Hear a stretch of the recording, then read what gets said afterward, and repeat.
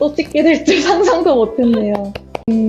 제가 계속 하는 말이 갭을 메꾸자랑 메타인지를 기르자인 것 같아요. 주관을 가지고 힘들어도 꾸준히 열심히 공부하시는 거를. 안녕하세요. 저는 전남에 2023년에 합격해서 3년 동안 근무를 하다가 이번에 부산에 재임용을 하게 된 석한섬이라고 합니다. 저는 외고를 졸업해서 직어국 사범대 영어교육과에 복수 전공을 했고요. 그리고 시험은 2021년도부터 23년도까지 올인을 했고 마지막 해에 최종 5점 플러스로 합격을 했었습니다. 그래서 저번에 한번 직접 서울에 가서 수아쌤 뵙고 그 합격 영상도 찍었는데 제가 또 찍게 될 줄 상상도 못했네요. 그래서 이번에 제가 좀 아쉬워가지고 그 다음 해 24년도에 한번 공부를 하나도 안 하고 재임용을 도전을 했지만 아쉽게 실패를 했고 26년도에 이번에 많이 뽑는다 해가지고 제가 6주 정도를 그 원서 넣고 6주 공부를 해서 결국에는 이제 최종 컷풀 3점으로 아슬아슬하게 붙었습니다. 그래서 제가 이제 수아쌤을 3년차에 선택했던 이유는 수아쌤의 수업 스타일이나 문제 스타일이 제 공부 스타일과 너무 잘 맞았고 특히나 임용에서 요구하는 바랑 되게 잘 맞았다고 생각했어요. 여러 문제를 풀어보긴 했지만 좀 억지스러웠던 부분도 전혀 없었고 논리적인 부분을 이해를 할 수 있어야 문제를 해결할 수 있어야 됐었고 또 특히나 이제 수아쌤이 직강에서 그 답안을 작성한 거를 다 읽어주시고 개선 방안을 알려주시거든요. 그래서 그 부분이 엄청 포지티브 워시백이 높았다라고 생각을 했습니다.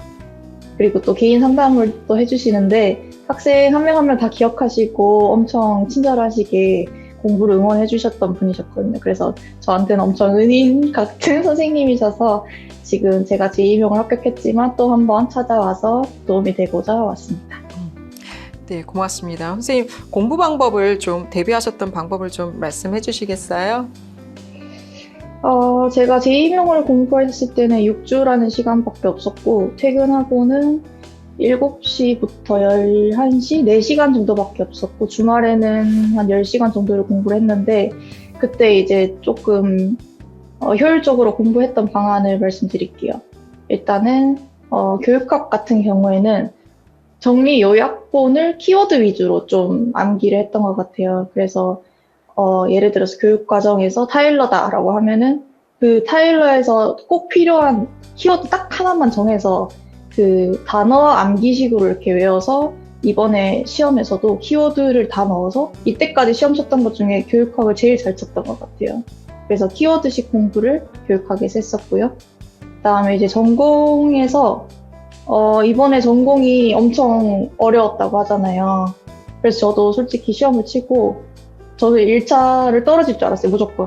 근데 어려우니까 그만큼 사람들도 많이 틀릴 거고 그만큼 제가 또 합격할 수 있는 가능성도 높아지더라고요. 그래서 너무 시험이 어려웠다고 해서 1차를 포기하고 2차를 준비 안 하거나 그렇게 하지 마시고 무조건 1차 시험 치시고는 2차를 준비하시길 바라겠습니다. 그래서 이제 제가 공부한 방법은요. 기출이랑 수아쌤 문제 몇 개랑 그리고 관련 개념 복습 이렇게 3가지밖에 제가 하질 않았어요. 그래서 결론적으로 말씀드리자면 제일 중요한 건 기출이다 라고 생각을 하고 일반 영어는 논리성이다 라고 생각을 해요. 그래서 기출 같은 경우에는 한 주에 2개년을 풀고 답안을 분석하고 관련 개념을 복습했어요.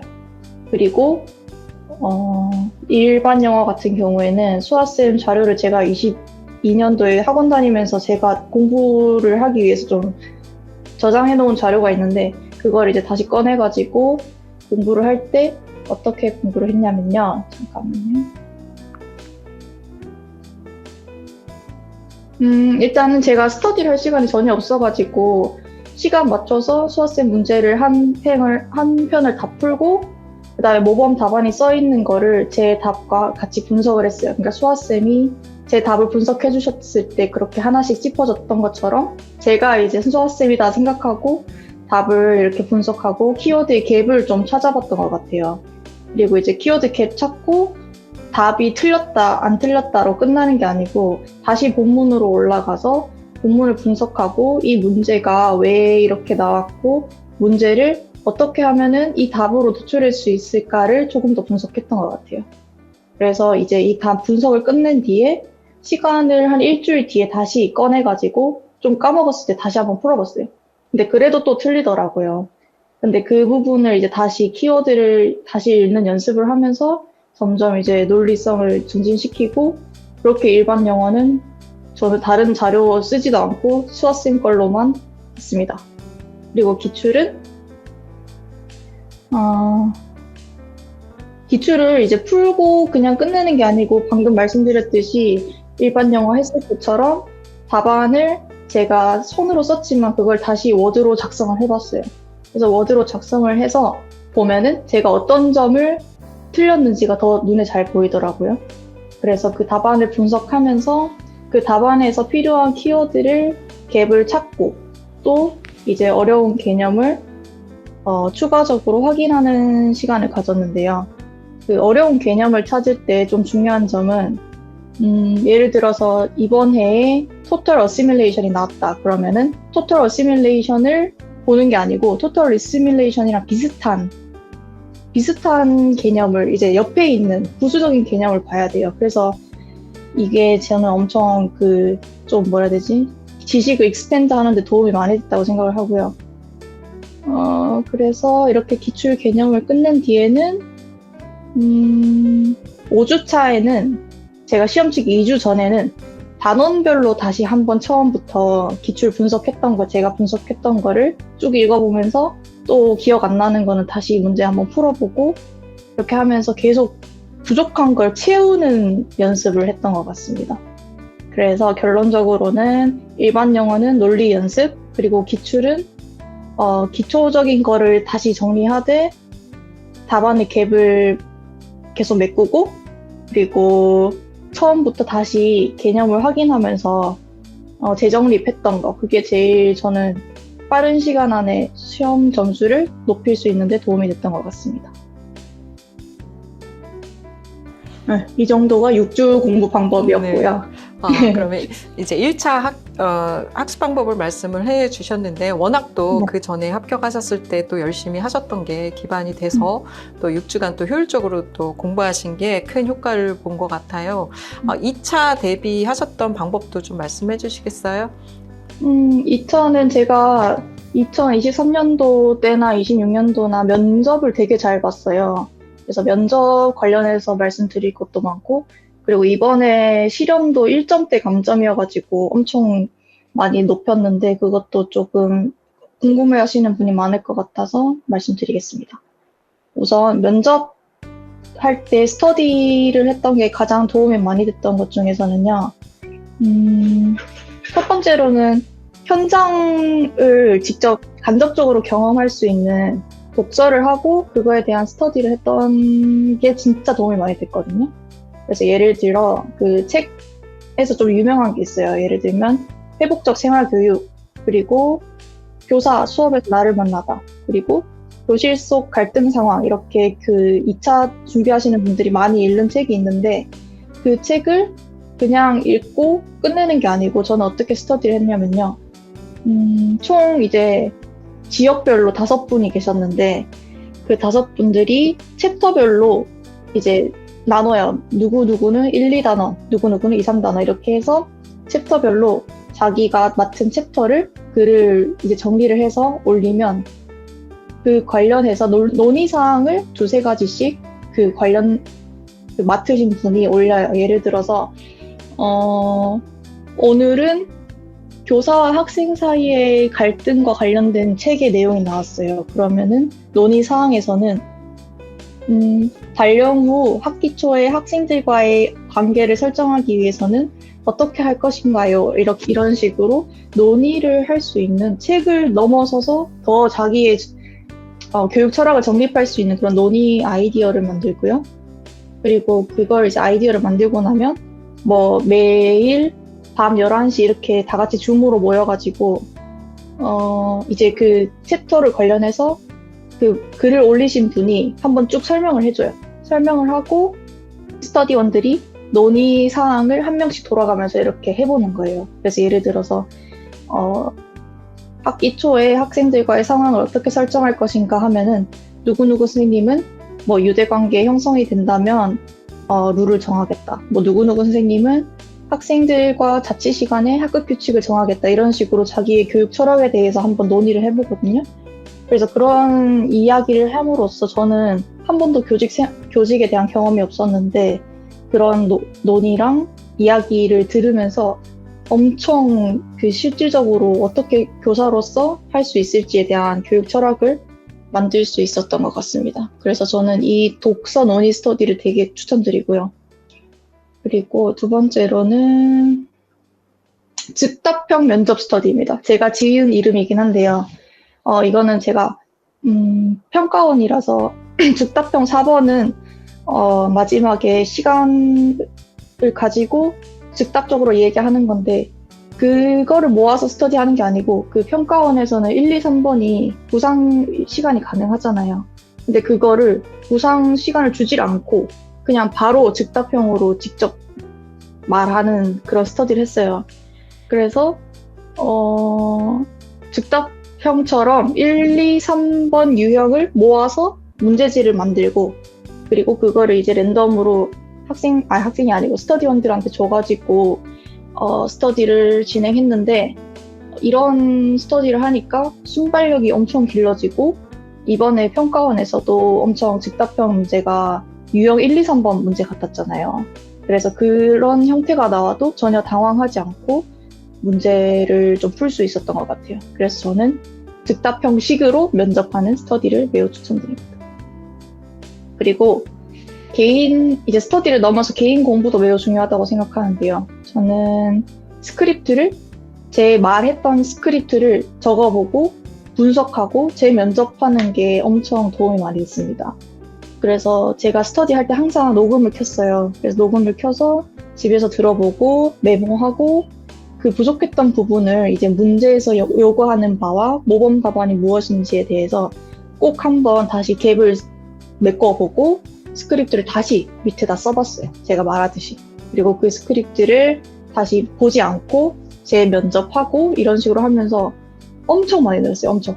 그래서 무조건 면접 스터디를 하는 것도 중요하지만 스터디를 끝내고 자기가 한번 들어보면서 다시 한번 글을 만들어 보는 걸 엄청 추천드립니다. 그리고 시험 한 일주일 전에는 저는 맞는 답안을 만들었어요. 면접 맞는 답안을. 왜냐하면 이제 시험을 준비하다 보면은 문제 유형도 항상 비슷하고 내가 말하는 것도 항상 비슷하다는 걸 느끼게 되거든요. 그래서 그때쯤 되면은 내가 말하는 거를 한 번쯤 정리해보고 싶다라는 생각을 하실 거예요. 그래서 그때는 저는 면접 기출에서 빈출되는 개념, 뭐 예를 들어서 학급 경영, 인성, 민주시민 이런 개념을 쫙 정리를 하고 그 밑에 인지적으로, 정의적으로 교과 담임으로서, 학급 담임으로서 또는 학부모와 어떻게 협력할 것인지 등등을 쫙 리스트를 뽑아서 모든 유형에 다 제 답을 써봤거든요. 근데 이제 그 답을 쓰면서 느낀 게 내가 계속 똑같은 말을 하고 있더라고요. 무슨 동아리를 만들겠다. 아니면 무슨 캠페인을 하겠다. 프로젝트 수업을 하겠다. 결론적으로 다 다른 유형이지만 대답은 항상 비슷한 패턴으로 하는 걸 보고 이 내용을 바탕으로 전체적으로 수렴을 해서 내가 어떻게 맞는 답안을 만들 수 있을지를 이렇게 딱 시험 전에 5분 동안 볼 수 있는 자료를 만들었어요. 그래서 그 자료를 나중에 수아쌤한테 한번 전달 드릴 건데 그걸 보고 외우지 마시고 반드시 자기의 개념을 만들어 보시는 것을 추천드리겠습니다.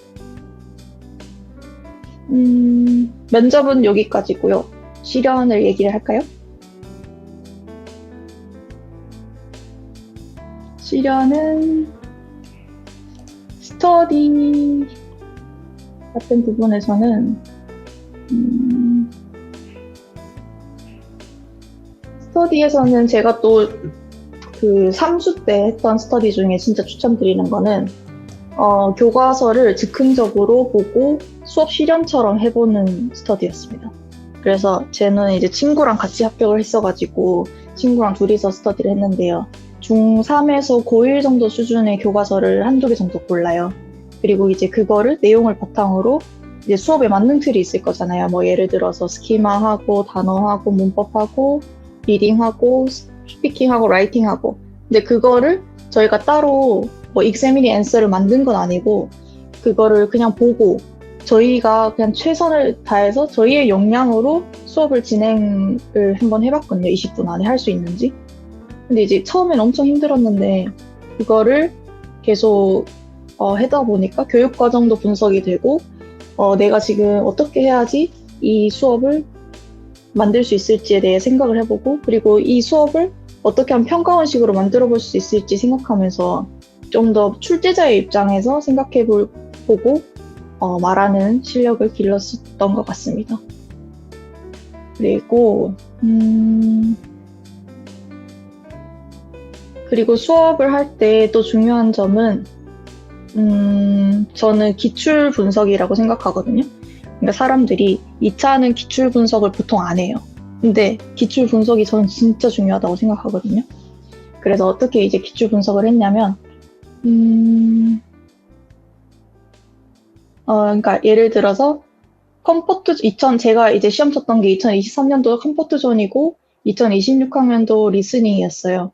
근데 이거를 마주했을 때 막 그렇게 저는 어렵다고 생각을 안 했거든요. 왜냐하면 기출 분석을 바탕으로 요구하는 역량이나 필요한 학습 내용이 결국에는 다 일맥상통하는 거더라고요. 예를 들어서 컴포트존 같은 경우에는 이게 무슨 문제냐면 교육 과정에서 이제 자기관리 역량이라고 있잖아요. 그러면 그 자기관리 역량을 컴포트존이라는 소재를 통해서 어떻게 개인의 발전을 위해 나아갈 수 있을까를 생각하게 하는 수업이었고, 그리고 리스닝, 이번에 2026학년도 리스닝 같은 경우에는 협력적 의사소통, 그러니까 사람과 사람 대 사람으로서 말할 수 있는 능력, 또 그리고 진로 역량, 이 두 가지랑 좀 연계가 있다고 생각을 해서 이거를 주제로 바탕으로 학생들이 미래의 꿈을 생각해보고 의사소통을 하는 데 있어서 중요하게 생각해야 될 게 무엇일까를 바탕으로 수업을 하는 거였어요. 그래서 이러한 통찰력을 좀 기르기 위해서는 꼭 기출 분석이 필요하다고 생각했습니다. 그래서 저는 제가 또 나중에 이 수업 분석한 자료를 또 수아쌤한테 드릴 건데 일단 어떻게 하는지 대충 말씀드릴게요. 기출 분석하는 방법 첫 번째는요. 수업을 보면은 그 지도안 위에 수업의 제목과 학습 목표가 있어요. 근데 수업을 그 실현을 하시는 분들을 보면은 그 익세미니 앤서만 후루룩 읽지 제목이나 학습 목표를 그렇게 자세히 보시는 분은 저는 없다고 생각하거든요. 그래서 그 부분을 저는 제일 우선적으로 확인해야 됐다고 생각했습니다. 그렇게 확인을 하고 대주제를 잡는 게 중요하다고 생각해요. 예를 들어서 뭐 이번 2026학년도는 Find Your Inspiration이었나? 그랬는데 그거는 결국에는 내가 동기를 얻는 것이 무엇인지 뭐 미래 꿈 또는 그 인터뷰 역량을 보면서 협력적 의사소통 이런 거를 대주제로 삼겠구나 라는 걸 딱 짚고 이제 두 번째로 넘어갈게요. 두 번째는 이제 본문을 빠르게 읽어보면서 이게 대주제랑 어떤 관련이 있을지를 생각해 볼 거예요. 그러면은 환경보호자랑 인터뷰하는 학생이 있어요. 그러면은 인터뷰하는 학생이 분명히 이 환경보호자를 롤모델로 삼고 있을 거란 말이죠. 그러면은 이 학생이 가져야 될 태도랑 그리고 이 롤모델과 관련해서 어떤 연계가 있을지 그 다음 스피킹에서 이제 알아보는 거예요. 그래서 이제 스피킹 활동을 보면은 어떤 걸 필요로 하냐면 스피킹이 이제 롤모델을 인터뷰하기 위해서 필요한 뭐 폴라이트한 역량, 뭐 예를 들어서 훅을 어떻게 던질 것인지, 그리고 코어 퀘스천을 어떻게 할 것인지, 클로징을 어떻게 할 것인지에 대해서 이게 뭔지 설명하고 끝나는 게 아니고 이걸 왜 가르쳐야 되는지를 생각해야 됐던 수업이었습니다. 그래서 이거를 파악하는 게 중요했고요. 그리고 마지막에 스피킹에서는 그냥 스피킹 익세미니 앤서만 하고 끝나는 게 아니고 구체적으로 수준별로 학생 위주로 어떻게 진행해야 될지를 꾸준히 생각해 보면서 수업을 했었어야 됐습니다. 그래서 이러한 내용을 할 수 있기 위해서는 모든 기출 문제를 10년치를 정도를 이렇게 분석을 한번 해보시는 걸 추천드리겠습니다. 그래서 이렇게 기출 분석을 꼭 한번 해보시고요.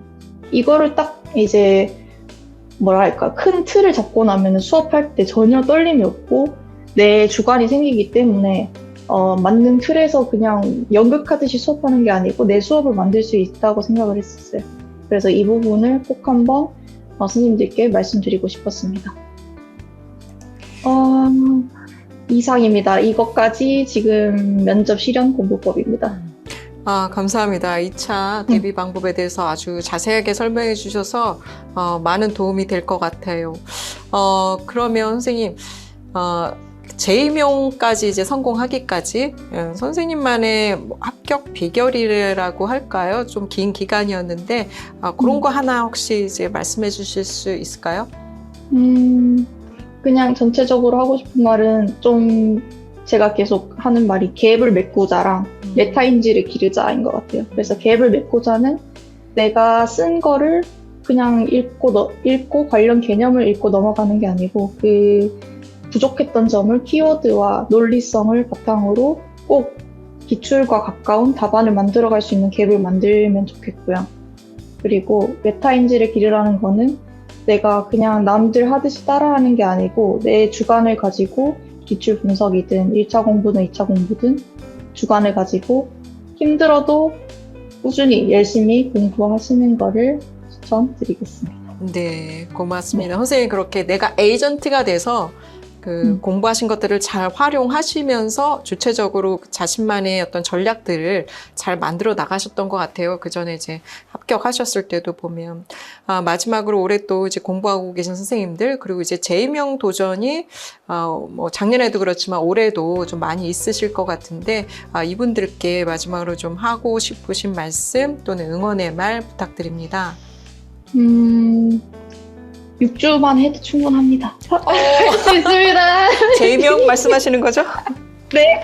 아니요, 근데 뭐 재수 상수 선생님들도 너무 매몰되어서 그렇게 공부만 하지 마시고 그 개인 생활도 하시고 하면서 충분히 나는 할 수 있다라는 생각으로 공부하시면 좋겠습니다.